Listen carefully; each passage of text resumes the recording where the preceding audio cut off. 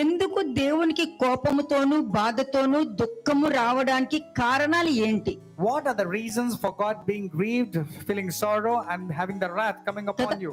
దేవునికి ఎందుకు కోపం రావడం జరుగుతుంది? Why is God getting angry and upset? ఎందుకు బాధ ఉంటుంది? Why is he grieved? ఆయనకి దుఃఖం రావడానికి కారణాలు ఏంటి? What are the reasons for making him sorrowful? అది నీకు తెలిసి ఉండాలి You should know. కదా. దేవుడైతే అలా చేస్తారా, మరి నువ్వు అలా చేస్తున్నావు. You say if God is like this means he will not do like this. దేవుడైతే అలా మాట్లాడు, మరి నువ్వెందుకు అలా When మాట్లాడుతున్నావు? you say God means he will not speak like this, దేవుడు why are you ఎప్పుడు అలా speaking? చేయడు, మరి నువ్వెందుకు చేస్తున్నావు? You're saying God will not do like that, but why are you doing దేవుడు it? ఎప్పుడు అట్లా మాట్లాడు, మరి నువ్వెందుకు When you మాట్లాడుతున్నావు? say God will not speak like that, why are you talking? దేవుడు అలా చేయడు అని అన్నది నిజమే, కానీ నువ్వు అలాంటి వాళ్ళగానే నువ్వు తెలుసుకోవాలి. నువ్వు ఎలాంటి వారు నువ్వు తెలుసుకుని ఉండాలి. Yes, God, it's true. He will not talk like that, but you should know who you are, what you're నువ్వు talking. చెప్పొచ్చు దేవుడు అలా కాదు అని చెప్పొచ్చు, అంటే ఆయన అటువంటి మనిషి కాదు, అటువంటి స్వభావం కలిగిన ఆయన కాదు అని అంటే నీలో ఎందుకు అటువంటి స్వభావం లేదని నేను అడుగుతాను ఈ రోజు. When God, you know that his character is like that, I will ask you this question: why is it that you're not having that godly character in you? హోషేయ 8:11. హోషేయ చాప్టర్ 8:11. హోషేయ 8:11 ఎఫ్రాయిము పాపమునకు ఆధారమగు బలిపీఠములను ఎన్నెన్నో కట్టెను, అతడు పాపము చేయుటకు అవి ఆధారములాయెను. అంతే, నువ్వు ఏం ఆలోచిస్తావో అదే నీ పాపానికి ఆధారములు, అదే నీ బలిపీఠము, అదే నీ బలి.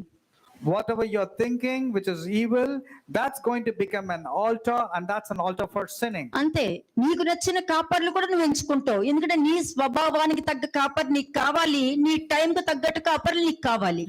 You are heaping preachers according to your own choices and tastes because you want a time related to messages. You don't want it to prolong. అవే నీకు పాపానికి ఆధారం, ఎందుకంటే అక్కడ రెబ్యూక్ ఉండదు, ఏమో ఉండదు. నువ్వు ఏం చేసినా కూడా వాళ్ళకి ఇష్టమే. నువ్వు వర్షిప్ చేసావంటే ఇంకా దేవుడే కిందకి దిగి వచ్చేసారని చెప్పి దెయ్యం కూడా చెప్పుద్ది. If you are having that kind of preachers, they are not going to rebuke you. You will have only comfortable messages, and even the worship you will feel as if it's coming from heaven. Now that will become an altar for your sin. హోషేయ 8:11 ఎఫ్రాయిము పాపమునకు ఆధారముగు బలిపీఠములను ఎన్నెన్నో కట్టెను, అతడు పాపము చేయుటకు అవి ఆధారములాయెను. కానీ కట్టేటప్పుడు దేవుడి కొరకే కట్టాడు అతను. But for constructing, he built it for God and the altar for కానీ sinning. అతని ఉద్దేశం కరెక్ట్ లేదు, అతని ప్రవర్తన కరెక్ట్ లేదు, అతని ఆలోచన కరెక్ట్ లేదు. But his intention, thought was not right. కదా. కాబట్టి నీకు నచ్చిన కాపులను ఎన్నుకొని నీకు అనుగుణమైన బోధనలు ఏర్పరచుకొని దేవుని ప్రశ్నిస్తున్న జనం గురించి ఇక్కడ మాట్లాడుతున్నారు. The Lord is talking about you have heaped preachers according to your own choices and went in the wrong way, and then you're questioning God also. కదా. దావీదు క్వశ్చన్ వేశాడంటే దావీదులో దేవుడు భయం ఉంది, నిజమైన పశ్చాత్తాపం ఉంది, దేవుడు ముందు నుంచునేటటువంటి శక్తి సామర్థ్యాలు కలిగిన వాడు, ఏ పాపము ఎరిగిన వాడు, ఏ పాపము చేయకుండా నిలబడగలిగే అంత శక్తి సామర్థ్యుడు. David was an able person. He was boldly able to ask some questions to God. The reason is because he was able, he was right, he was leading a fantastic life according to what God wanted. దావీదులాగా నిన్ను సప్పిస్తూ ఉంటావో లేదో చూసుకో. Let's see if somebody is cursing you like Shimei cursing David, will you be quiet? కదా. మనుషులు ఉపయోగించుకునేది దేవుని పేరు. And by people are taking the name of God and misusing it. కదా. మనుషులు ఉపయోగించుకునేదంతా అందరూ దేవుడి పేరు ఉపయోగించుకుంటారు. Everybody wants to take the name of God. కానీ అక్కడ దేవునికి ఇష్టం లేని బలులు అర్పిస్తూ ఉంటారు. But they are offering sacrifices which God is not happy at. కదా. ఏ బలులో మరి ఏ బలులు అర్పిస్తారో ఏమో. I do not know what kind of sacrifice they offer. సమాధాన బలులో 1000 స్తోత్ర బలు ఇందా చెప్పాను కదా. Whether it's going to be a peace offering or 1,000 sacrifices of praise or the books that they talk about. అది ఏంటో కూడా నీకు తెలియదు, కానీ అర్పించేస్తావు. You do not know what it is, but you want to offer a sacrifice. హోషేయ 10:8 చూడండి. హోషేయ 10:8 హోషేయ 10:8 ఇశ్రాయేలు వారి పాప స్వరూపమైన అవెనిలోని ఉన్నత స్థలములు లయమగును, ముండ్ల చెట్లను కంపయు వారి బలిపీఠముల మీద పెరుగును, పర్వతములను చూచి మమ్మును మరుగు చేయుడనియు కొండలను చూచి మా మీద పడుడనియు వారు చెప్పుదురు. అంతే. సరే, దీనికి కనెక్షన్ చూద్దాం. హీబ్రూ 6:8. హెబ్రీయులకు రాసిన పత్రిక 6:8. Hebrews chapter 6:8. అయితే ముండ్ల తుప్పులను గచ్చ తీగలను దాని మీద పెరిగిన ఎడల అది పనికి రానిదని విసర్జింపబడి శాపము పొందదగును, తుదకది కాల్చివేయబడును. అంతే. న్యూ టెస్ట్మెంట్ కి వచ్చేసరికి ఏంటి? నువ్వు అర్పించే బలులు గాని, నువ్వు దేవుడి దగ్గరకు వచ్చే విధానం గాని, నీ అండర్స్టాండింగ్ గాని, నీ రియాక్షన్ గాని, ఏదైనా సరే దానికి తగ్గట్టే నువ్వు పొందుకుంటావు. దేవుడు శపించరు, మరి అక్కడ ఉంది శాప తగినదై. In the New నీ Testament, ప్రవర్తన జీవం కలదిగా ఉందా, శాపకరమైనదా ఉన్నదా చెక్ చేసుకోవాలి అంతే మీరే. New Testament also it says it is rejected and near to being cursed, whose end is to be burnt. So you should check whether your life is that of pertaining to cursed or is it a blessing, the way you talk and speak and behave. హోషేయ 10:1 and 2 చూడండి. హోషేయ 10:1 హోషేయ chapter 10:1-2. ఇశ్రాయేలు విస్తారముగా వ్యాపించిన ద్రాక్ష చెట్టుతో సమానము. వారు ఫలము ఫలించిరి. ఫలము ఫలించిన కొలది వారు బలిపీఠములు మరి విశేషంగా చేయుచూ వచ్చిరి. తమ భూమి ఫలవంతమైనది కొలది వారు తమ దేవతా స్తంభములను మరి విశేషముగా చేసిరి. వారి మనసు కపటమైనది కనుక వారు త్వరలోనే తమ అపరాధములకు శిక్ష నొందుదురు. యెహోవా వారి బలిపీఠములను తుత్తునీయులుగా చేయును. వారు ప్రతిష్ఠించిన దేవతా స్తంభములను పాడు చేయును. ఒక్కడు గుర్తు పెట్టుకోండి, వాళ్ళు చక్కగా దేవుడి పేరు చెప్పుకుంటూ వచ్చారు. దేవుడి వల్లనే ఇది జరిగింది, దేవుడి కార్యంలే జరిగిందని చెప్పుకుంటూ వస్తాడు. నోటితో చెప్పేదే అది. They with their mouth they take the name of God, they say it's all because of God and God has led them to do it. కానీ నీ మనసులో అంత కపటము, బయట మాత్రము వేషధారణ. But inside your heart it's nothing but pretension and hypocrisy. ఇది దేవుడి దృష్టిలో అపరాధముతో సమానము. దీనినే అపరాధ శిక్ష వాళ్ళు నొందుదురు అని ఉంది ఇక్కడ. And this is what this is ఎందుకు all coming నటించడం? under sinning, and this is the reason for their sinning and they will get punished. ఎందుకు నటించడం ఎందుకు? What is the necessity for దేవుడు pretension? అంటారు, వాక్యం అంటారు, అన్ని ఉంటాయి. మళ్ళీ They will say God, the word of God, చేసేవన్నీ కూడా ఇట్లాంటివే. but in their actions they are totally different. అందుకనే నువ్వు ఏ విధంగా వాక్యం వింటున్నావో దానికి తగ్గట్టు నీ జీవితం ఉంటుంది. దానికి తగ్గట్టు నువ్వు దేవుడి వైపు నడుస్తున్నావా, దెయ్యం వైపు నడుస్తున్నావా అన్నది నీకు తెలుస్తుంది. By this you will know whether you have taken the word of God, or you going towards God, or with your own understanding going towards the devil. జెరమయా 16:13 ఒకసారి చూడండి. జెరమియా 16:13. ఇర్మియా 16:13. కాబట్టి నేను మీ యందు ఏ మాత్రమును దయించక ఈ దేశము నుండి మీరైనను మీ పితరులైనను ఎరుగని దేశములకు మిమ్మల్ని వెళ్ళగొట్టుచున్నాను. అక్కడ మీరు దివారాత్రము అన్య దేవతలను కొలుచుదురు. ప్రేమ కలిగిన దేవుడు, దయ కలిగిన దేవుడు, కృప కలిగిన దేవుడు. కానీ నీ ప్రవర్తన వలన, నీ ఆలోచన వలన, నీకు నచ్చిన వాక్యం ఎంచుకోవడం వలన నీ జీవితం ఎక్కడికి వెళ్ళిపోతుంది? God is love, merciful and compassionate. That's what you want. But since you have picked up your own choices of your life, where is it leading to? కదా, దేవుడు నీ అందు దయ ఉంచక అని ఉంటుంది ఇక్కడ వాక్యము. And here the word is very clearly telling that God is not showing you any favor. నీ దృష్టిలో దయ కలిగిన దేవుడే, కానీ దేవుడికి మాత్రం నీ మీద దయ చూపించడం ఇష్టం లేదు. Yes, God is a God of mercy and love, but God doesn't want to show that love and mercy towards you. He doesn't want to show any favor. తెలుసుకోవాలి, దేవుడు ప్రేమ కలిగిన దేవుడే, కానీ ఆ ప్రేమ కలిగిన దేవుడికి నీ మీద ప్రేమ ఉందో లేదో నువ్వు తెలుసుకోవాలి. నువ్వు God is a God of love, mercy and compassion, but you should know whether He's having it towards you or not, because He says, I will not show you any favor. కదా, అదే హోషేయ 8:11 ఇప్పుడు మీరు చదివింది. That's what you read it in Hosea chapter 8:11. పాపము చేయుటకు నీ చిత్తము, నీ ఉద్దేశమే ఆధారం అవుతుంది. ఒకసారి ఆలోచించుకోండి. And because Ephraim has made many altars for sin, they have become for him altars of sinning. నీ చిత్తంలో, నీ ఉద్దేశంలో మాత్రము స్వార్థమే ఉంటది. There is only selfishness in your desires and your will. అలాగే మీ ఆరాధన, మీ వాక్య ఉపదేశం కూడా దేవునికి అనుగుణంగా ఉండాలి, కానీ నీకు అనుగుణమైనవే నువ్వు రిసీవ్ చేసుకుని వెళ్తావు. నీకు నచ్చకపోతే వదిలేసి వెళ్తావు. Likewise, your worship, the worship or the word of God, you want to pick it according to your own choices, not according to what God wants. వాక్యము నీ ముందుకు వచ్చి ఉన్నది ఉన్నట్టు ముందు పెట్టినప్పుడు కూడా వాక్యం ఏంటి అలా చెప్తున్నారంటే నువ్వు చెప్పు. నువ్వు నాకు చెప్పు, నీకు ఎలా కావాలో అలా చెప్తాను ఇక్కడ కూర్చొని. When the word of God has been presented to you as it is taken from the Bible, you say, how is it they speaking the word of God like this? Okay, let me know how it has to be presented. కదా, మొలకను నమ్ముకుంటూ ఉంటావు, నీ విగ్రహాన్ని నమ్ముకుంటూ ఉంటావు, నీ ఆలోచనతో ఉంటావు, దేవుడు తట్టు తిరగగానే నీ తట్టు నువ్వు తిరుగుతావు, మళ్ళీ ఇలా చెప్తున్నారు ఏంటి అని అంటావు. You worship Molech, you worship the star of Remphan, you worship all kind of idols, and then you want to say why they're speaking the word of God like this. నువ్వు చేసే వర్షిప్ లో కూడా వాక్యం ఉండాలి. Even in the worship that you are leading, you're talking and you're singing, there has to be the word of God. నువ్వు వినే వాక్యం ఎలా ఉంటుందో నీ వర్షిప్ కూడా అలాగే The ఉండాలి way you hear the sermon, so should be your worship also. కదా. ఏ విధంగా వాక్యం ఏ విధంగా వస్తుందో వర్షిప్ కూడా అలాగే వెళ్ళాలి. The way the word of God is coming, so should the worship also be. కాబట్టి నీకు అనుగుణంగా ఉండటము, నీకు అనుగుణంగా ఏర్పరచుకోవడం కాదు. నీ జీవితం ఒకసారి చెక్ చేసుకో. It's not నీ keeping. జీవితం చెక్ చేసుకో. నువ్వు దేవుని నమ్ముతున్నావా, దెయ్యం నమ్ముతున్నావా నీకే అర్థమైపోద్ది. Therefore, you don't have మరలా any చెప్తారు choice. నేను దేవుని అయితే నమ్మట్లేదు అని. You don't have any choice or opinions to be picked up on your own. You need to check whether you're picking that choice is made of God or of the devil. But then at the same time you will come and say, I don't believe in అంటే God. నిజమైన ఆరాధన ఉంది, అబద్ధ ఆరాధన కూడా ఉందన్నమాట So that means there is a true worship and there is also false worship. కదా. అబద్ధ ఆరాధన ఎలా ఉంటది? రమ్యంగా సుందరంగా ఉంటది. False worship will be very good to hear with stringed instruments and good melodious voices. But అట్లాగే actually it's false. ఏర్పరచుకుంటారు కదా. Entertainment గా ఉంటది, మంచిగా entertainment. People love that kind of entertainment. They love అది that kind of కూడా worship. పాపపూరితమైన ఆరాధన అన్నది లోకరీతిగా లోకం సంతోషిస్తది కానీ నేను సంతోషించనని వాక్యం చెప్తుంది That kind of worship the world delights, but not God.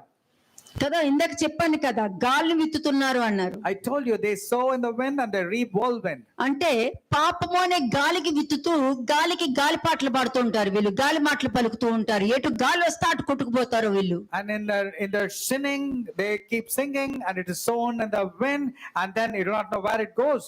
కాబట్టి వాక్యం లేదు కాబట్టి దుర్మార్గం అనే పంట విత్తుతారు.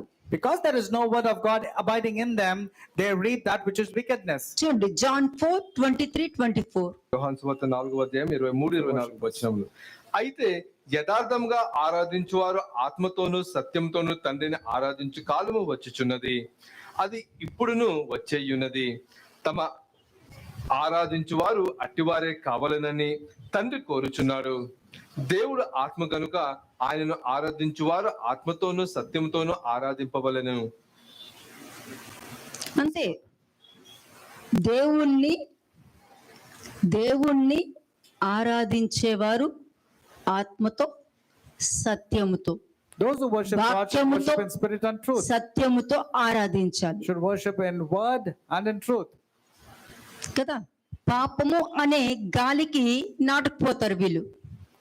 But on the other hand, people get stagnant and they root themselves deeply into sinning. దుర్మార్గము అనే పంటకు వస్తారు. ఎందుకంటే నీ ఆలోచనతో తీసుకున్న డిసిషన్స్ నిన్ను ఈ స్థితికి తీసుకొచ్చి కూర్చోపెట్టాలి. And they will reap that which is wickedness or wicked things, because it's all about your evil thoughts and your wicked first thoughts. ఇది రియలైజ్ అవ్వాలి. First come to this point of realization. నేను చేసుకున్నదే నేను చేసుకున్నదే ఈ స్థితికి తెచ్చుకున్నాను ఉండాలి కానీ వాళ్ళ వల్ల జరిగింది, వీళ్ళ వల్ల జరిగింది, వాళ్ళ వలన అయింది, నేను అలా కాదు అని అనుకుంటున్నావంటే అన్నిటికీ కారణం నువ్వే అని అంటాను నేను. But rather you should say, Lord, I have brought this upon myself. It's all purely because of me and going in the wrong way. Instead of that, you start blaming on others. You say it's because of that person, because of this situation. ఇటువంటి మనస్తత్వం ఉన్న వాళ్ళు కొరకే అన్ని పనులు చేసుకుంటారు, వారి ఆలోచన ప్రకారమే నడుస్తూ ఉంటారు. These kind of people go with their own thoughts and their own intentions. and their అటువంటి own వారికి dictates of their own దేవుని heart. సహాయము పోతుంది. These kind of people will not get the help that comes from God. నీకు దేవుడి సహాయం కావాలంటే దానికి తగ్గ ప్రవర్తన, దానికి తగ్గ ఆలోచన ఉండాలి. If you want to get the help from God, your way of thinking, your way of behavior should change according to God. కానీ నీ స్వభావముతో వచ్చిన అడిగేవనుకో, But if you come with your own thoughts and understanding, నా సహాయాన్ని నువ్వు తృణీకరిస్తున్నావు అని అర్థం. that means you're rejecting the help that God wants to give you. ఎందుకంటే బలిపీఠం అనేది ఎంతో విలువైనది. Therefore, the altar of God is very important and precious. Revolution 6:10 చూడండి. రెవల్యూషన్ చాప్టర్ 6:10 ప్రకటన గ్రంథము 6:10. వారు నాదా సత్యస్వరూపి పరిశుద్ధుడా, ఎందాక తీర్పు తీర్చకయు మా రక్తము నిమిత్తము భూనివాసులకు ప్రతిదండన చేయకయు ఉందువని బిగ్గరగా కేకలు వేసిరి. అది ఈ బలిపీఠము ఎంతో విలువైనది, సంఘానికి క్షేమాభివృద్ధి కలుగ చేస్తుంది. మనుషుల వలన కాదు. నీకు కావలసింది క్వాలిటీ, This క్వాంటిటీ కాదు. This kind of altar is very important. Therefore, what you require is not quantity, it's the quality. 6 లక్షల మంది రాలేదా ఐగుప్తు నుండి? What happened? 6 lakh men came out of Egypt. ఎంతమంది మిగిలితిరి? But how many people were left? ఆలోచించండి. Think about it. ఎంత మంది ఉన్నారు కాదు, ఎంత మంద ఉన్నదన్నది ముఖ్యం. It's not how many are called, it's how many are chosen. It's not the number of people, it's the quality of the people. నీలాంటి వాళ్ళు సంఘానికి క్షేమాభివృద్ధి, నువ్వు 10 మందికి చెప్పగలుగుతావు, 10 మందికి నువ్వు ఓదార్చగలుగుతావు, వాళ్ళని తీసుకురాగలుగుతావు, వాళ్ళకి ట్రూత్ చెప్పగలుగుతావు, వాళ్ళని rebuke చేయగలుగుతావు. People like you are a great blessing and a support to the Lord because you are able to rebuke, you are able to comfort, you are able to bail them out of their struggles. నీ ఉద్దేశమే పాపానికి ఆధారము. Your intention itself is the root for sinning. పాపములను తీసివేయడానికి ఉద్దేశించిన సంఘములు ఎన్ని కట్టావన్నది ఒకసారి check చేసుకో. You need to check how many churches you have constructed for and they have become the reason for sinning. నీలో ఉన్న బలహీనతల ద్వారా మీ పాపాలు అధికమవుటకును అనేక సంఘాలు కడతావు. And for your sinning to be strengthened, you build many churches. వాక్యము విడుదల జీవితం చూపించు. And show that life which is going to give deliverance from the చూపించు. bondages. ఎవరి బుద్ధి మారిందో చూపించు. Show me whose life, whose ఎక్కడ mind is. డివోర్సెస్ ఏంటి విడాకులు ఇవ్వడం ఆగిపోయిందో చూపించు. Show me if the divorces have stopped. ఎక్కడ దొంగతనాలు మారాయో చూపించు. Show if the stealing and adultery have been stopped in your churches. యాకోబు ఏర్పరిచిన ఆ బేతల్ దగ్గరకు వస్తున్నారేమో చూపించు. Show me if the people are coming to Bethel, which is ordained by. Abraham నిబంధన చూపించు. Show me the commandment of Abraham. చూపించు. ఆ నిచ్చెనను చూపించు నాకు. Show me that ladder. హోషే 8:12. అలాంటి వారికి ఎట్లా అనిపిస్తది? మన మాటలు మన వాక్యము ఎలా ఉంటుందో చూపించాలి కదా మీకు. Let me show you Hosea 8:12 also, how our words would be. హోషేయ 8:12. హోషేయ 8వ అధ్యాయము 12వ వచనము. నేను అతని కొరకు నా ధర్మశాస్త్రమును సంపూర్ణముగా వ్రాయించి నియమించినను, వాటిని అతడు అన్యములుగా ఎంచెను. అది ఎలా ఎంచారంట? అన్యములుగా. How do they consider? They consider as a very strange thing. అన్యములుగా. ఇంగ్లీష్ లో చదవండి. Hosea chapter 8 verse 12 NKJV. I have written for him the great things of my law, but they were considered a strange thing. Strange things. అదేంటి ఇలా చెప్తున్నారు వాక్యము? Strange things. ఇదే జరుగుతుంది. They are regarded as a strange thing. ఇదే జరుగుతుంది. అవన్నీ మాకు అనవసరం, మేము అవన్నీ తీసుకోం. Which does not concern him. They say it doesn't concern him. అంటే జీవ గ్రంథానికే బొడ్డు కోసి పేరు పెట్టేశారు వాళ్ళు. Even for the law, for the book of life, they cut it and they made their own things. అంటే దానికి అర్థం ఏంటి? క్లియర్ గా వచ్చేసింది ఇక్కడ. నా ధర్మశాస్త్రమును అతడు అన్యములుగా ఎంచెను. The law that came from God, they have saw it as a strange thing. Strange things. అబద్ధం మానుకో, స్ట్రేంజ్ థింగ్. వ్యభిచారం మానుకో, strange things. Is it a strange thing? దేవుడికి ఇష్టంగా జీవించు, strange things. Is it a strange thing to quit lies, to quit adultery and lead a life according to God? Are these strange things? చెప్పుడు మాటలు వినొద్దు, strange things. Don't believe in gossip. Is it a strange thing? మరి Then Deuteronomy 4:6-8 చూడు, అదే ఇచ్చింది నేను. Deuteronomy chapter 4 verses 6-8. ద్వితీయోపదేశ కాండము 4వ అధ్యాయము 6-8 వచనములు. ఈ కట్టడల అన్నిటినీ మీరు గైకొని అనుసరింపవలెను. వాటిని గూర్చి విని జనముల దృష్టికి అది మీకు జ్ఞానము, అది మీకు వివేకము. వారు చూచి నిశ్చయముగా ఈ గొప్ప జనము జ్ఞాన వివేచనలు గల జనమని చెప్పుకొందరు.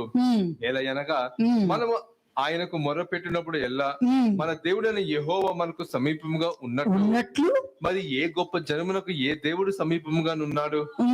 మరియు నేను మీకు అప్పగించుచున్న ఈ ధర్మశాస్త్రము అంతటిలో నున్న కట్టడలను నీతి విధులకు గొప్ప జనమేది. అంటే మిమ్మల్ని చూసినప్పుడు ఈ విధంగా ఏ దేవుడు సమీపంలో ఉన్నాడు, మరియు నేను మీకు అప్పగించుచున్న ఈ ధర్మశాస్త్రం అంతటిలో ఉన్న కట్టడలను నీతి విధులను గల గొప్ప జనమేది. ఇంత మంచి ప్రవర్తన కలిగిన వారు ఇంకెవరుంటారు? ఎంత నీతిగా ఉంటారు, ఎంత వాక్యం వింటారు, ఎంత చక్కగా రిసీవ్ చేసుకుంటారు, రెబ్యూకుని రిసీవ్ చేసుకుంటారు, క్షమించే గుణం ఉంటుంది. ఇదే కదా నాకు ఇష్టమైంది, ఇదే కదా అందరూ చెప్పుకోవాలి నిన్ను. Is not what others should speak well about you, that you are listening and you're realizing and you're changing according to what God tells? Is this not what people should talk about you and what God should be seeing in you? 9th verse. 9వ వచనం. అయితే నీవు జాగ్రత్త పడము, నీవు కన్నులారా చూచిన వాటిని చూసింది మరువక ఉండినట్లును. నీ జీవితంలో నేను చెప్తున్నా ఈరోజు, నీ జీవితంలో నీకు వాక్యము అంటే, ఇప్పుడు నిన్ను కన్న తల్లి ఎవరో నువ్వు ఎప్పుడు గుర్తుపట్టగలుగుతావు? 6 నెలలకే గుర్తుపడతావు. You can recognize who your mom is even when you were 6 months old. అలాగే నువ్వు వాక్యం విన్నప్పుడే నీ తండ్రి ఎవరో నువ్వు గుర్తుపట్టాలి. Likewise, when you are hearing the word of God itself, you should recognize who is అది your father. గుర్తుపట్టింది నువ్వు గుర్తుపడితే, నీకు బోధించేది నీ తండ్రి అన్నది నువ్వు గుర్తుపడితే, If you ఆ recognize, గుర్తుపట్టిన నాటి నుండి ఇప్పటి వరకు నీ జీవితంలో ఏమి జరిగింది, ఏ విధంగా దేవుడు నిన్ను ప్రేమించారు, ఏ విధంగా నిన్ను కంఫర్ట్ చేశారు, అది మనుషుల ద్వారా అయినా ఉండని, ఎవరి ద్వారా అయినా ఉండని, వాక్యం ద్వారా అయినా ఉండని. if you recognize that it is your father who's been nurturing you, you will remember who and all have comforted you through the word of God. It can be through the word of God or the people coming and comforting through the word of God. అట్లాగా నీకు ఇక్కడకు వచ్చిన తర్వాత ఎన్ని కార్యాలు జరిగాయి, ఏ విధంగా జరిగాయి, అవన్నీ నువ్వు రాసుకో first. First, write down all the great things that has taken place in your life after you come అది to నువ్వు జ్ఞాపకం పెట్టుకోవాలి. అదే నీ ఆశీర్వాదానికి, నీ ఫ్యూచర్లో నిన్ను నడిపించడానికి. వాళ్ళు కట్టుకున్న బలిపీఠములే వారి పాపాలకు ఆధారం అవుతే, నువ్వు దేవుడు చేసిన గొప్ప కార్యాలు నువ్వు జ్ఞాపకం ఉంచుకొని, దేవుడు నీ జీవితంలో చేసిన ప్రతి కార్యము నువ్వు జ్ఞాపకం ఉంచుకొని నువ్వు వచ్చినప్పుడు, అటువంటి కార్యాలే కదా ఫ్యూచర్ లో నిన్ను నడిపించేది. You should, కదా? amen. You should remember all the great things and good things that God has done in your life. Write it down, because when you write it down, that's going to take care of your future and other things. When the people were sinning and they were building many altars for sinning, that has become the reason for sinning. How much more when you write down all the good things that God has done in your life? When you write it down and remember, God is going to lead you in your future. అప్పుడు నీకు పుట్టిన పిల్లలు కూడా నీలాగే Correct. ఉంటారు. Amen. నీ కృతజ్ఞతతో పెరుగుతారు వాళ్ళు. And then the children that is born by you or you're giving birth will also be having that నీ attitude of thanking తరతరాల God. శాపం నుండి పెరగరు. They will not grow with the ancestral curse that you have నువ్వు been brought up. పుట్టిన తర్వాత అంతకు మునుపు నువ్వు చేసిన పాపాన్ని బట్టి నీ పిల్లలు పెరగరు. Your children will not have the same negative things or curses or the transitions or iniquities A born by you or కార్యాలు your forefathers. నువ్వు జ్ఞాపకం తెచ్చుకుంటావో, ఏ కార్యాలు నువ్వు జ్ఞాపకం పెట్టుకుంటావో, ఆ కార్యాల ద్వారానే నీ పిల్లలు పెరుగుతారు. Your children will be really brought up in the way you think and how you remember God has done in your life. అటువంటి ఆజ్ఞలు దేవుడు ఇస్తే, ఈ వాక్యంతో నాకు సంబంధం లేదు అన్నట్టు దేవుని హక్కుని ప్రజలు ఏదో కొత్తదిగా ఉందని చూస్తారు. ఆ కాలంలో కూడా అంతే, ఆ కాలంలో కూడా అలాగే చేశారు. ఇతడు ఏంటో కొత్త బోధ బోధిస్తున్నాడు అని. And when God has given you that kind of privilege, you want to ignore and say, who has given this kind of rights?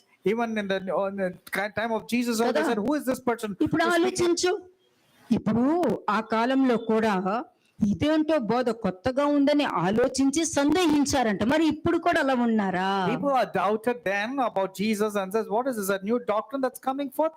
Even now people are doubting. Is it ఎందుకు true? సందేహించాలి? వాక్యం correct అన్నప్పుడు ఎందుకు సందేహించాలి? When the word of God is coming in the form of a truth, why should you doubt? ఎందుకు సందేహించాలి Why should you doubt? కదా? ఆ ఆజ్ఞలు వాక్యం వారికి నచ్చలేదు, అందుకనే సందేహిస్తారు They వాళ్ళు. didn't like the commandments. They didn't like the word of God. That's why they doubted. ఎందుకంటే వారికి వారి పాపములో కొనసాగించడమే వాళ్ళకి ఇష్టం Because they love to live in their sinful life. కదా. చూడు, హోషేయ 4:6 and 7. హోషేయ చాప్టర్ 4 వర్సెస్ 6 and 7. హోషేయ 4వ అధ్యాయము 6-7 వచనములు. నా జనులు జ్ఞానము లేని వారై నశించుచున్నారు, నీవు జ్ఞానమును విసర్జించుచున్నావు గనుక నాకు యాజకుడువు కాకుండా నేను నిన్ను విసర్జింతును. నీవు నీ దేవుని ధర్మశాస్త్రం మరిచితివి గనుక నేనును నీ కుమారులను మరుతును. అంతే. ఇప్పుడు నీకు బోధించే బోధకుడు, కాపర్లు, నువ్వు ఎక్కడ వాక్యం వింటున్నావో వారు దేవుణ్ణి విసర్జించారో లేదో మీకెలా తెలుసు? దేవుణ్ణి వదిలేశారో లేదో మీకెలా తెలుసు? దేవుడే వాళ్ళని వదిలేశారో లేదో మీకెలా తెలుసు? How do you know the preachers or the people who are speaking to you or helping through the word of God that they have departed from the living God? Or how do you know that God has gone away, far away from these kind of preachers? కదా, ఇక్కడ నేనే కదా చెప్తున్నాను, నా జనులు జ్ఞానం లేని వారే నశించుచున్నారు. I have told over here, telling that my people have been destroyed for the lack of knowledge. ఎలా నశిస్తున్నారు? Why have and how are వారి they getting destroyed? పాపంలో వారు కొనసాగించడమే వాళ్ళకి ఇష్టం. Because they love to sin more. The more they sinned against me, they were doing. వాక్యం మార్చుకో అంటే వాళ్ళకి నచ్చట్లేదు. When it was told to them to change according to the word, they మారు didn't like. మనసు పొందుకో అని వాక్యం చెప్పడం వాళ్ళకి నచ్చట్లేదు. They didn't like the word of God of what put into repentance. నేను పాపం చేశాను అని మనిషి ఒప్పుకుంటాడు, కానీ పాపం గురించి మాట్లాడితే ఒప్పుకోడు. When they say, Lord, I am sinned, I am a sinner against you. But when somebody comes and tells you have sinned, means they get upset. అందుకే ఇక్కడ ఏమంటున్నారు, బోధించే వాళ్ళని కూడా ఇందులో కలిపి మాట్లాడుతున్నాను. That's the reason even the people who are supposed to be the priest, they have rejected. నా జనులు జ్ఞానం లేని వారే నశించున్నారు. అది కాపర్లైనా ఉండని, ప్రవక్తలైనా ఉండని, ఎవరైనా ఉండని. My people are destroyed for the lack of knowledge. Let it be priests or prophets or evangelists or shepherds or anybody. వాళ్ళు జ్ఞానం లేక నశిస్తున్నారు. ఎందుకంటే నువ్వు జ్ఞానం విసర్జించి ఉన్నావు, వాళ్ళు జ్ఞానం లేక నశిస్తున్నారు. The people are destroyed for the lack of knowledge, and here people have rejected the knowledge. That's the reason both the categories people are destroyed. ఎందుకంటే నా వాక్యాన్ని నువ్వు మర్చిపోయి నీకు నచ్చిన వాక్యం పెట్టి నువ్వు బోధిస్తున్నావు, అందుకనే వాళ్ళు నశించిపోతున్నారు. Because you have forgotten the law of God and you are teaching them more about sinning. అందుకనే ప్రతిదీ కూడా కొత్త బోధలాగా వాళ్ళకి అనిపిస్తూ That's ఉంటది. the reason it appears to be as if it's a new doctrine to them. అంటే దానికి అర్థం ఏంటి? What does it mean? వారి టాలెంట్ ని వాళ్ళు చూపించేస్తున్నారు. అక్కడే వాళ్ళకున్న టాలెంట్ వాక్యము చెప్పేయడము, ఆ చెప్పేసిన తర్వాత ఇంకొకరు పొగుడుతూ ఉంటే ఆ ఆనందం తట్టుకోలేక ఇలాగ పూరిలాగా ఉబ్బిపోతుంటారు. And they love their talent to be exhibited, and when people come and appreciate them, they become like puri. కదా, ఎహెజ్కేల్ 20:11. ఎహెజ్కేలు 20:11. ఎహెజ్కేల్ 20:11. వారికి నా కట్టడలను నియమించి నా విధులను వారికి తెలియజేసి తిని, ఎవడైనా వాటిని అనుసరించిన ఎడల వాటిని బట్టి బ్రతుకును. అంతే. ఇప్పుడు నీకు దేవుడు వాక్యం నీకు ఇచ్చేస్తాను, దాన్ని బట్టి అనుసరిస్తే నువ్వు బతుకుతావు, దాన్ని తృణీకరిస్తే ఏమవుతుంది? నువ్వు పోతావు. I've given you the word of God. If you abide in them, you will live. If you reject, what will happen? చూడండి, జెరమియా 6:16 and 17. జెరమియా chapter 6 versus 16 and 17. ఇర్మియా 6:16-17. యెహోవా ఇలాగ సెలవిచ్చుచున్నాడు, మార్గములలో నిలిచి చూడుడి, పురాతన మార్గములను గూర్చి విచారించుడి, మేలు కలుగు మార్గము ఏది అని అడిగి అందులో నడుచుకొనుడి, అప్పుడు మీకు నెమ్మది కలుగును. అది వాక్యము నీ జీవితం మార్చడానికి కావాలని అడగాలి, అడిగి తెలుసుకుని వాక్యం వినడానికి రావాలి, విని దాని ప్రకారం జీవించడానికి నువ్వు ఇష్టపడాలి, అప్పుడే నీకు మేలు కలుగుతుంది. Good things will happen to you only when you wanted to know what the word of God wants to talk to you. And దేవుడి వాక్యం విషయంలో మాత్రము వాళ్ళకి ఇష్టం వచ్చిన మార్గంలోకి వెళ్ళిపోతారు, అక్కర్లేనివన్నీ అడుగుతారు. And when it comes to the word of God, they go in their own ways, but for unwanted things they ask. Next. అయితే వారు మేము అందులో నడుచుకొనమని చెప్పుచున్నారు, మిమ్మును కాపు కాయుటకు నేను కావలి వారిని ఉంచి ఉన్నాను, ఆలకించుడి, వారు చేయు బూరధ్వని వినబడుచున్నది. అయితే మేము వినమని వారును చెప్పుచున్నారు. అంతవరకే వినము అని చెప్పేస్తారు. అది సంఘానికే చెప్తున్నారు. They were rudely telling, we will not listen, and then they're telling to the church itself. Clear గా సంఘానికే చెప్పేశారు. అక్కడ ముందు చదవండి, కంప్లీట్ చేయండి. అయితే అన్యజనులారా వినుడి, సంగమా వారికి జరిగిన దానిని తెలుసుకొనుము. అంతే, సంఘానికి కూడా చెప్తున్నారు. చూడండి, Isaiah 30:9. It says to the congregation also, but they said they will not hear. Isaiah 30:9. Asia 30:9. వారు తిరుగుబడు జనులు, అబద్ధమాడు పిల్లలు, యెహోవా ధర్మశాస్త్రము విననొల్లని పిల్లలు. అంతే. And that this is a rebellious people, lying children who will not hear the Lord. ఎందుకంటే వాక్యాన్నే అసహ్యంగా ఎంచుకోవడము, వాళ్ళకు నచ్చినట్లుగా అర్పణలు అర్పించేసుకుంటూ వెళ్తున్నారు. అవన్నీ వాళ్ళే అపరాధాలు, పాపాలు వాళ్ళ నెత్తికి తెచ్చి పెట్టుకుంటున్నారు. ప్రాబ్లమ్స్ ఫేస్ చేసి దేవుడు వాళ్ళని ఇలా చేస్తున్నారని దేవుడి మీద నేను తెలిసేస్తారు. They bring the problems upon themselves, but instead they blame the prophets and blame God also, telling that the problem is because of them.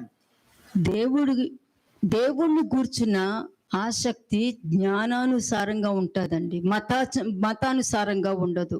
They will not have a zeal for God according to the religion. They'll have a zeal of God according to the knowledge of God. దేవుణ్ణి ఇష్టపడే వాళ్ళు ఆయన మాటలు వినటానికి ఇష్టపడతారు. ఎవరైతే వినటానికి ఇష్టపడతారో వారి జీవితంలోనే మార్పు ఉంటది. అంతేగాని వాళ్ళ టాలెంట్ ని చూపిస్తున్నట్టు, వాళ్ళు 10 మంది పొగిడేటట్టు ఉండేటట్టు నువ్వు వాక్యం వింటున్నావు అని అంటే నువ్వు ఫెయిల్ అయిపోయినట్టే. The people who love God want to follow the word of God and His instruction, not to flatter people, not to impress people. చూడండి, Proverbs 22:20. Proverbs 22:20, సామెతలు 22వ అధ్యాయం 20వ వచనము.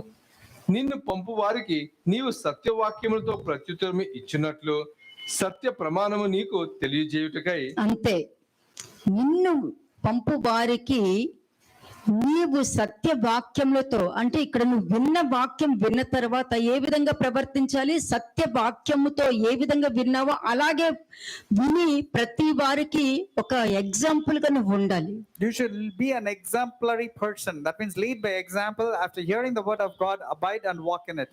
Psalms 50:17. కీర్తనలు 50వ అధ్యాయము 17వ వచనం. Psalms chapter 50:17. దిద్దుబాటు నీకు అసహ్యము గదా, నీవు నా మాటలను నీ వెనుకకు త్రోసివేసెదవు. అంతే, Seeing you hate instruction and cast my words behind you. Psalms 50:17. Check చేసుకోండి.